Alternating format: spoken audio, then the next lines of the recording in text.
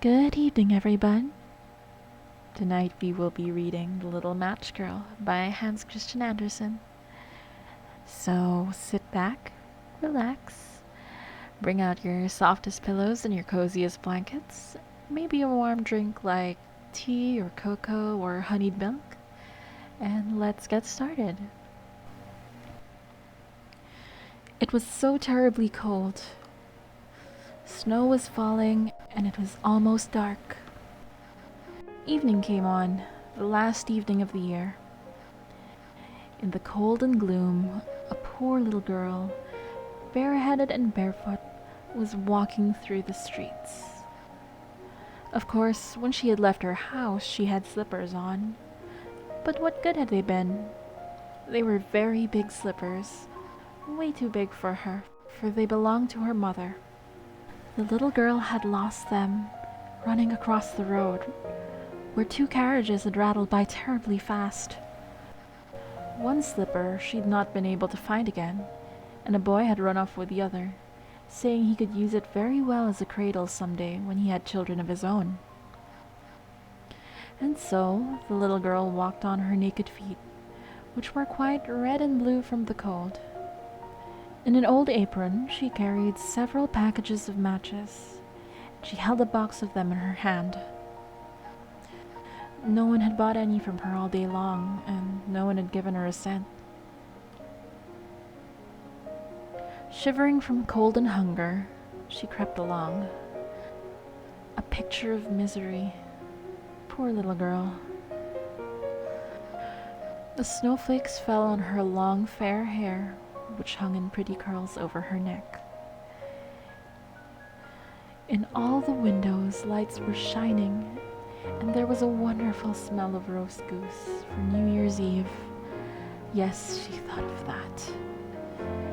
In a corner formed by two houses, one of which projected further out into the street than the other, she sat down and drew her little feet under her.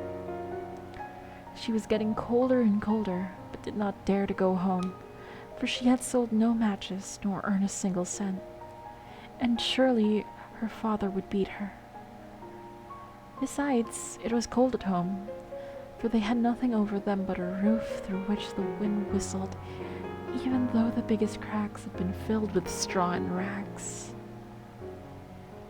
Her hands were almost dead with cold. Oh, how much one little match might warm her. If she could only take one from the box and rub it against the wall to warm her hands. She drew one out. How it sputtered and burned.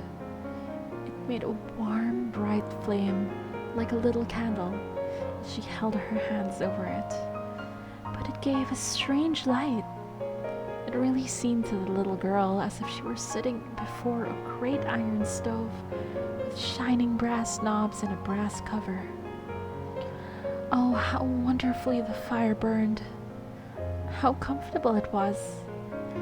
The youngster stretched out her feet to warm them too. Then the little flame went out. The stove vanished, and she had only the remains of the burnt match in her hand. She struck another match against the wall. It burned brightly, and when the light fell upon the wall, it became transparent like a thin veil, and she could see through it into a room. On the table, a snow-white cloth was spread, and on it stood a shining dinner service. The roast goose steamed gloriously, stuffed with apples and prunes, and what was still better, the goose jumped down from the dish and waddled over to the floor with a knife and fork at its breast, right over the little girl. Then the match went out, and she could only see the thick, cold wall. She lighted another match. Then she was sitting under the most beautiful Christmas tree. It was much larger and much more beautiful than the one she had seen last Christmas through the glass door at the rich merchant's home. Thousands of candles burned on the green branches, and colored pictures like those in print shops looked down at her. The little girl reached both her hands toward them. Then the match went out. But the Christmas lights mounted higher. She saw them now bright as the stars in the sky. One of them fell down, forming a long line of fire. Now someone is dying, thought the little girl, for her old grandmother, the only person who would love her, and who was now dead, had told her when a star fell down, a soul went up to God. She rubbed another match against the wall. It became bright again, and in the glow, the old grandmother stood clear and shining, kind and lovely. Grandmother! Cried the child. Oh, take me with you. I know you'll disappear when the match is burned out. You'll vanish like the warm stove, the wonderful roast goose, and the beautiful big Christmas tree. And she quickly struck the whole bundle of matches, for she wished to keep her grandmother with her. And the matches burned with such a glow that it became brighter than daylight. Grandmother had never been so grand and beautiful. She took the little girl in her arms, and both of them flew in brightness and joy above the earth, very, very high. And up there was neither cold, nor hunger, nor fear.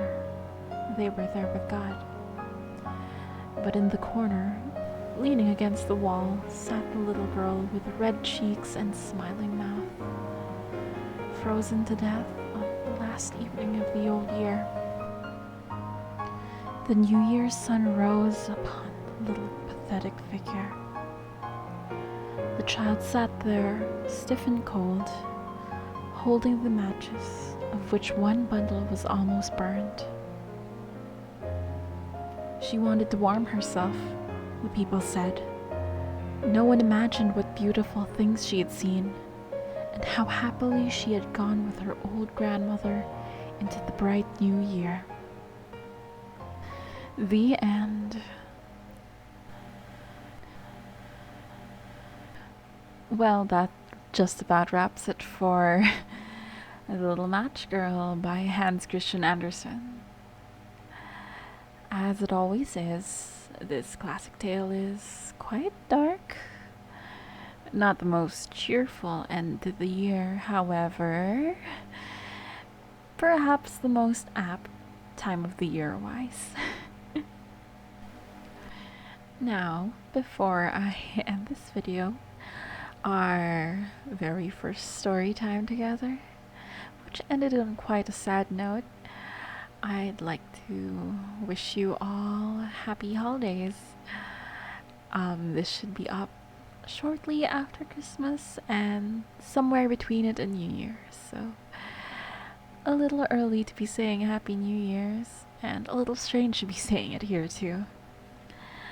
But in case your holidays haven't been quite joyful, quite merry, there's no need to be sitting around outside the house trying to light up matches next to the wall. I just want you all to know that this rabbit's home is your home as well.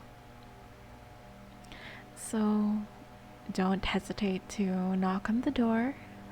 Mama Coni will welcome you with open arms, a warm fuzzy blanket, a nice comfortable chair, the best food I can offer you, and a warm drink.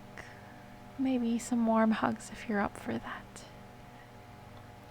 So please keep your hopes up for the next year. I have many plans to upgrade things, many plans to finally put up content. So I hope we can enjoy that together. So stick around, alright? I'll look forward to 2022 with you. Until then, good night and sweet dreams, everyone. May the stars shine bright above you always. Mwah.